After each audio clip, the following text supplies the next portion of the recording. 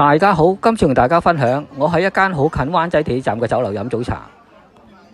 佢哋嘅茶錢喺朝頭早同埋下午茶都係收2蚊一位，同埋點心自選孖寶都有好多款嘅選擇。喺選擇方面，有一啲仲係懷舊點心，同埋點心質量睇落好似都幾唔錯。我今次嘅朝頭早係要去灣仔處理一啲事務，我喺軒尼詩道行緊嗰陣時，經過呢一座嘅協成行，見到大廈門口擺放咗個易拉架廣告嘅宣傳牌。原來有間新嘅酒樓啱啱喺度開業，喺朝頭早嘅早茶同埋晏晝嘅下午茶，佢哋茶位費係2蚊，同埋個內容仲有多款點心，特惠自選2款係52。我當時覺得雖然係52蚊，不過加埋2蚊茶錢，埋單嗰陣時計埋加1都係50幾，咁我就決定一於上去試下。飲茶嘅酒樓就喺呢座大廈嘅2樓，搭升降機上到2樓，跟住行入去裏邊。經過嗰陣時，見到左邊有2幅掛咗對聯嘅特色牆。行到入去裏邊嘅飲茶大廳，見到佢哋裝修似係一種比較簡單，但係帶有一種雅致嗰種設計。我上到嚟嗰陣時已經差唔多11點，見到喺度飲緊茶嘅顧客就唔係好多，台同台之間嘅擺放都好鬆動，係冇嗰種好逼仄嗰種情況。有一邊嘅外牆仲用咗透明嘅玻璃，加埋室內嘅燈飾，光線都算係充足。呢一度個樓底就唔係好高，不過當時我就唔覺得真係好嘈。可能我嚟到嗰陣時又唔係好多顧客，所以我一個人可以用晒一張台。我都有問過酒樓，佢哋話如果2個人嚟幫襯嘅話，係唔需要同埋其他顧客一齊搭台。喺每張台嘅台面仲擺放咗盒免費任用嘅紙手巾。跟住睇下佢哋呢張嘅特價點心單。呢一張嘅特價單喺早茶同埋下午茶都係一樣，大家都係通用。喺嗰2個時段嘅茶錢同埋點心嘅價錢係唔會有分別。喺星期一到星期五早茶時段係由朝早8點至到11點半。喺星期6日同埋公眾假期，佢哋嘅早茶時間就8點至11點。喺下午茶時段係由星期一到星期日晏晝2點至到3點9。喺茶錢方面，早茶同埋下午茶時段每一位係收2蚊，不過係需要喺11點半之前結賬。下午茶亦都要喺3點9之前結賬，過咗嗰段時間先結賬嘅話，茶錢係要收16。有一份52蚊嘅懷舊點心自選，喺24款點心裏邊任選2款，同埋每一款嘅點心嘅側邊都列明咗一個價目。我諗應該係如果諗住單點嘅話，就要俾個價錢。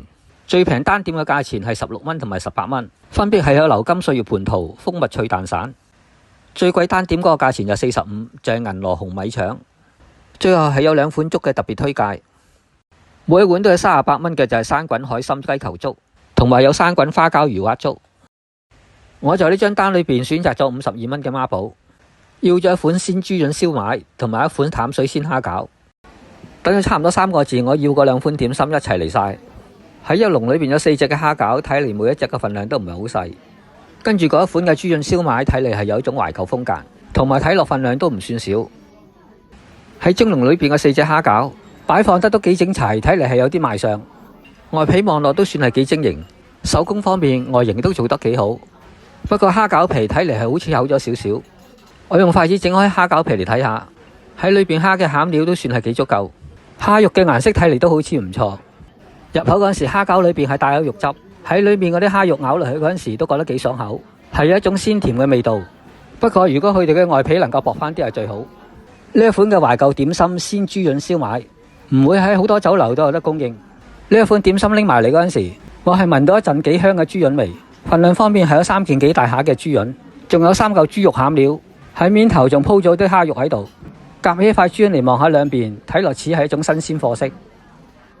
我將筷子將佢整開兩邊，見到中間嘅位置係有少少起沙，睇嚟應該唔會有嗰種硬柴柴嗰種情況。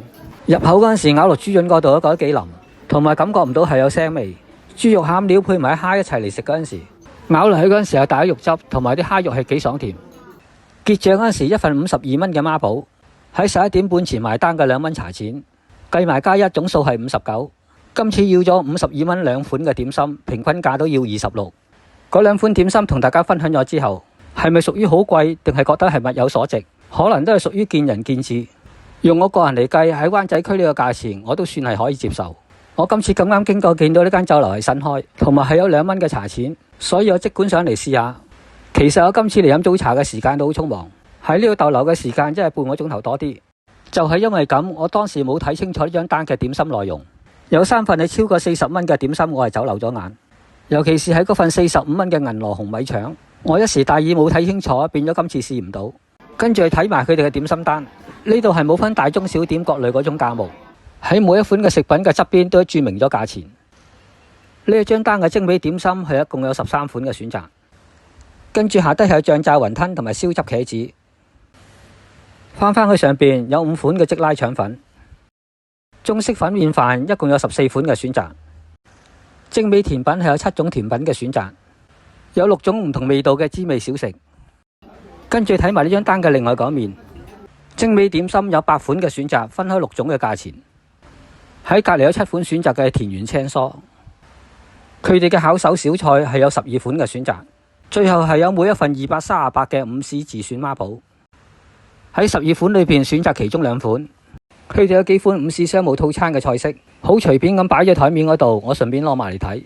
另轉咗牌見到有9種唔同嘅菜式，係屬於廚師特別推介。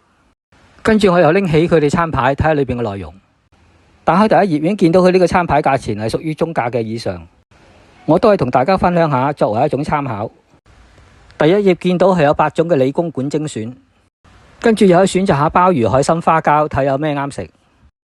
呢一頁仲有各種唔同價錢嘅魚翅選擇，喺下低仲有啲精選燉湯，喺隔離個頁有啲家常小菜，細心啲咁睇落去，最貴嗰款都係208，又好似同其他酒樓嘅晚市小菜嘅價錢都係差唔多。